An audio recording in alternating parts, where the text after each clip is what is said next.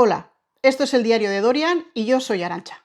La semana pasada hice un vídeo sobre las listas de los libros más influyentes del siglo XXI que habían recogido diferentes periódicos, pero me asaltó una duda. ¿Dónde está esta autora? ¿Dónde está este autor? Es más, amigas me llamaron por teléfono diciendo, yo cuando terminé dije, ¿dónde está este autor? ¿Dónde está este autor? Vamos a ver qué es lo que sucede y por qué algunos no aparecen. Vamos allá.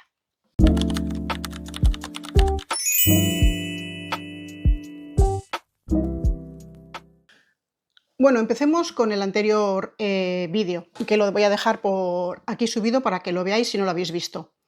En ese vídeo borré los últimos 10 o 12 minutos porque se hacía demasiado largo y además explicaba las cosas de una manera no demasiado clara porque no lo había estructurado muy bien en mi cabeza. Y esta semana me he dedicado a estructurar esa idea, que es por qué autores muy reconocidos mundialmente, con premios Nobel incluso, no aparecen en esas listas. No hay un solo factor, son diversos factores los que influyen y luego los iremos analizando uno por uno. Pero lo primero es que los críticos de esos periódicos no conocen a Han Kang, no conocen a Cartarescu, no conocen a Houellebecq, no conocen a Kang Xue. Sí, los conocen. Es más, han escrito artículos en esos mismos periódicos que luego han hecho las listas de los libros más influyentes del siglo XXI, diciendo que son autores y autoras que están escribiendo y creando una literatura diferente y muy importante, y así lo plasman en los artículos. La vegetariana de Han Kang es una novela extraordinaria que combina una prosa lírica y perturbadora con una narrativa profundamente emocional. A través de 3 actos, la autora explora la transformación de Yeon Hye, una mujer común que decide dejar de comer carne tras un sueño. Kang Xue, artículo de The Guardian de octubre de 2023. Este artículo la menciona entre las autoras favoritas para ganar el Nobel de 2023. Prácticamente todas las listas, por no decir todas, pues son sensibles a la visibilidad y al marketing de los libros del siglo XXI. Hay algunos libros que pertenecen a grandes editoriales que se han visto muchísimo, se han vendido muchísimo y no son libros malos para nada, son libros buenos, pero quizás no estén dentro de la categoría de los mejores libros del siglo XXI, pero aún así son unos libros que siempre aparecen. En cambio, hay otros libros que pertenecen a editoriales más pequeñas o que han gastado mucho menos dinero en marketing a pesar de pertenecer a una editorial grande y esos libros pasan más desapercibidos. Al pasar más desapercibidos y al no sonar, estos libros no aparecen en las listas. Vamos a analizar el caso de Kang Xue y su visibilidad.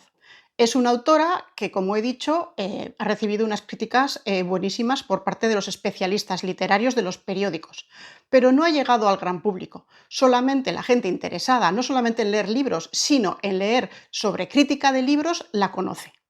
Entonces, esta mujer es muy difícil que llegue a unas listas porque cuando la gente vea ese nombre y lo vea totalmente desconocido, no les va a llamar tanto a la hora de comprarlo. Porque no nos engañemos, las listas de los libros más influyentes del siglo XXI es un poco digamos que un marketing en cierta medida, en un porcentaje, no en un porcentaje completo, para que los lectores lo veamos y compremos esos libros. Otro punto a tener en cuenta es el idioma y la traducción. Según de qué idiomas vengan algunos libros, es más difícil que se traduzcan libros chinos. Además, no tenemos como una, digamos, cultura de leer libros chinos. Sí que la tenemos de leer libros japoneses, libros coreanos. La cultura asiática está entrando por ahí, pero no tanto desde la cultura china. Luego llegan a nosotros más tarde.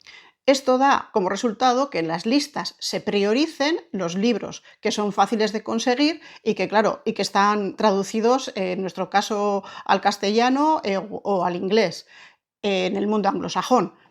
En esas listas no se van a poner títulos que los lectores no vayan a poder conseguir. Eso me ha pasado a mí en el canal. Me he leído algunos libros en francés que no están traducidos al español y entonces no he hablado de ellos porque digo, ¿para qué les voy a hablar de algunos libros que no van a poder ir a la librería y comprarlos. Es un poco absurdo también y tiene su parte de razón, de que no aparezcan en las listas de los libros más influyentes del siglo XXI, porque vamos otra vez al mismo punto, que sean libros que la gente pueda comprar y consumir. Que no hay nada de malo en ello, es así, por un lado. Otro punto a tener en cuenta son las tendencias culturales y mediáticas. Hay unos libros a los que estamos acostumbrados, unos autores a los que seguimos que tienen una manera de escribir y entonces tenemos tendencia a comprar más esos libros porque nos resultan más fáciles de consumir. Pero los autores que son más experimentales y que posiblemente cambien la manera de escribir del siglo XXI o la vayan alterando poco a poco hasta llegar a lo que sea el final del siglo XXI, no nos atraigan tanto porque nos cuesta más leerlos, porque leemos un párrafo y tenemos que volver para atrás. Voy a hablar del caso de Cartarescu, de Mircea Cartarescu. Yo lo conocí porque viajé a Rumanía con un Erasmus para mis alumnos y la profesora de literatura de allí me lo recomendó. He tardado 2 años en comprarlo. He comprado Solenoide. He empezado a leerlo y además habla de la ciudad de Bucarest, que es donde estuvimos, y entonces me resultaba muy atractivo. Lo que pasa es que es un libro que necesitas hacer un esfuerzo para leerlo. Hay veces que no distingues bien entre el mundo real y el mundo ficticio que él tiene. Es un profesor de secundaria y nos cuenta un poco el periplo de su vida y entonces hay partes que son más reales y partes que son más fantásticas. Y tienes que echar para atrás y tienes que volver a leer. Y eso generalmente no gusta y hace que abandones el libro porque supone un esfuerzo. De hecho, yo lo dejé pausado durante un par de meses y lo he vuelto a retomar, pero bueno, me pasa con otros libros. También lo he contado ya en otro vídeo, que el libro de Schweblin, que también aparece en alguna de las listas de los libros más influyentes del siglo XXI, que es La distancia de rescate, de Samantha Schweblin, tuve que empezar a leerlo 3 veces, porque no entendía muy bien lo que pasaba. Y luego me pareció un libro magnífico. Esos libros generalmente no es tan fácil que aparezcan en las listas de los libros más influyentes del siglo XXI, o si aparecen, aparecen solamente en una de las listas y aparecen en unos puestos que no son nada relevantes. Es así. Otro punto más que vamos a analizar, que va a ser la afinidad editorial o mediática. A ver, todos sabemos que hay editoriales que tienen mucho peso, que compras muchos más libros de ciertas editoriales porque tienen mucha fuerza y esos libros tienen muchas más probabilidades de aparecer en las listas de los libros más importantes del siglo XXI.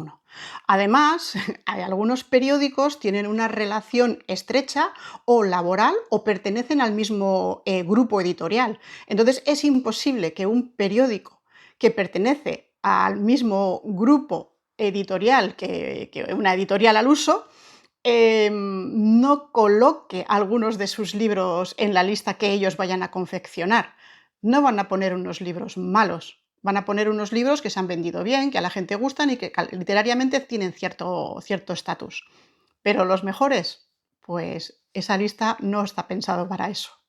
El mundo editorial no es un mundo puro, santo, blanco, sino que se rige por las mismas leyes comerciales que el resto de las empresas, aunque trata con un material pues, muy delicado, bajo mi punto de vista. El último punto va a ser los temas y el tono. Hay temas que son de una dureza un tanto extrema y muchas veces a los lectores no les apetece leer ese tipo de libros. A mí hay veces que me apetece leerlos y hay veces que no. Pero generalmente se excluyen los que son o muy polémicos o los que son muy crudos y también se suelen excluir los que pertenecen a un nicho literario.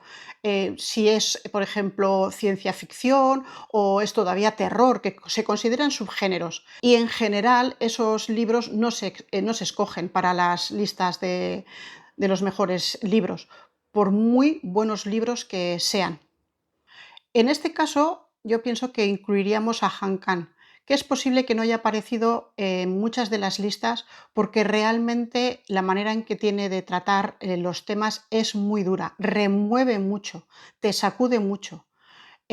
Cuando leí La vegetariana y me preguntaron si lo aconsejaba, a mucha gente yo le decía: "Yo que tú lo leería, pero no sé si aconsejártelo o no", porque es muy bestia, te remueve muchísimo.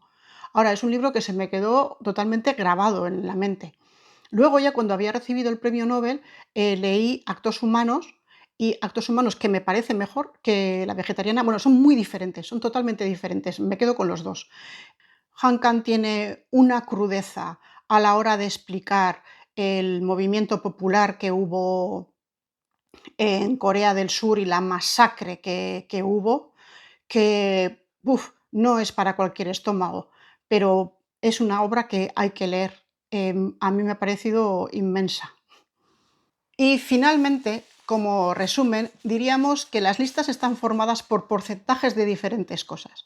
Hay porcentajes de libros muy buenos, hay premios Nobel, hay libros que han sido bestsellers que tienen, bueno, una solidez como libros, hay libros que se ponen porque tienes una servidumbre hacia una editorial y tienen que aparecer, y, y luego están también los libros que más se han vendido y que han gustado, que también sí o sí tienen que aparecer. ¿Son los libros más influyentes del siglo XXI? Eso lo sabremos al final del siglo XXI. Muchos de ellos no se recordarán, pero algunos de ellos sí. Algunos de los que aparecen en esas listas permanecerán. Allá por el 2060-2070 podremos recuperar este vídeo y ver si teníamos razón o no.